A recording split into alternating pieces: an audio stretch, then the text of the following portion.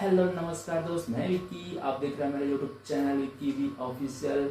सो guys, Chhattisgarh में भी recently release होने वाला ले शुरू हो गई मैया की कहानी का एक जाना जाना है सॉन्ग आज हम इस कीबोर्ड में प्ले करने वाले हैं।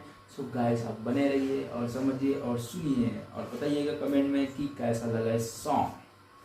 तो चलिए अपना म्यूजिक स्टार्ट करते हैं। Let's play again.